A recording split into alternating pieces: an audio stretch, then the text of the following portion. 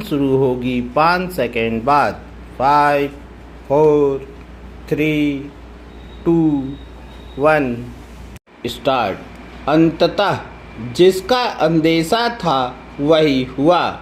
महिला आरक्षण से संबंधित संविधान संशोधन विधेयक 2/3 बहुमत के अभाव में लोकसभा से पारित नहीं हो सका। इसी के साथ एक तरह से महिला आरक्षण फिर से ठंडे बस्ते में चला गया। कहना कठिन है कि अब वह कब लागू हो सकेगा।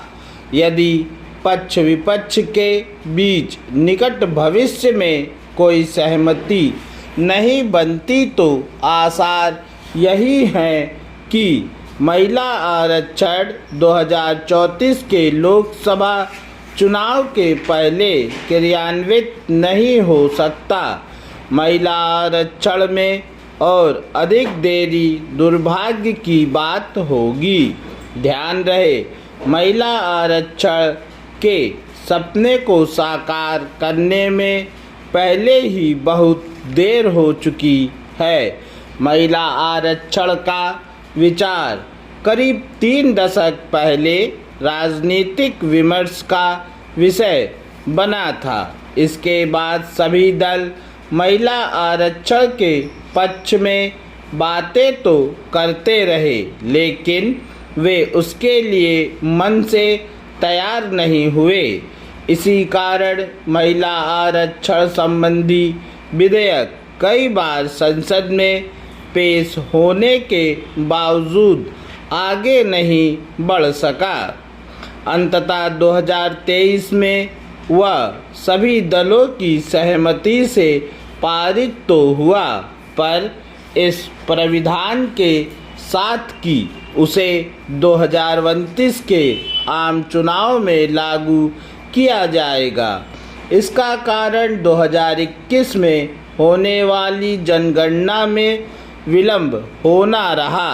चूँकि नई जनगणना अब जाकर शुरू हुई है और उसके नतीजे आने में समय लगेगा, इसलिए मोदी सरकार ने अगले आम चुनावों से ही महिला आरक्षण को प्रभावी बनाने और विपक्ष की आपत्तियों को दूर करने के लिए यह फार्मूला रखा कि सभी राज्यों की लोकसभा सीटों की संख्या में 50% की वृद्धि करके महिला आरक्षण को लागू किया जाए। पता नहीं क्यों विपक्ष को सभी राज्यों की लोकसभा सीटों में 50% की वृद्धि का फार्मूला रास नहीं आया, जबकि इससे किसी भी राज्य और विशेष रूप से दक्षिण के राज्यों के राजनीतिक हितों की कोई क्षति नहीं होने जा रही थी। अच्छा होता कि विपक्ष नई जनगणना और उस पर आधारित परिसीमन के आधार पर महिला आरक्षण लागू करने की अपनी जिद का परित्याग करता, क्योंकि यदि जनसंख्या के आधार पर महिला आरक्षण लागू किया जाता है तो कम आबादी वाले दक्षिण और पूर्वोत्तर भारत के राज्य तो राजनीतिक रूप से नुकसान में ही रहेंगे। जहाँ तक विपक्ष की यह मांग है कि महिला आरक्षण में विभिन्न वर्गों के लिए अलग से आरक्षण लागू किया जाए, तो इसकी अनदेखी नहीं की जा सकती कि 2023 में ऐसी कोई मांग नहीं की गई थी। महिला आरक्षण संबंधी संशोधन विधेयक पारित न होने से विपक्ष अपनी जीत की घोषणा अवश्य करेगा, लेकिन ऐसा करके वह देश की महिलाओं को मायूस ही करेगा।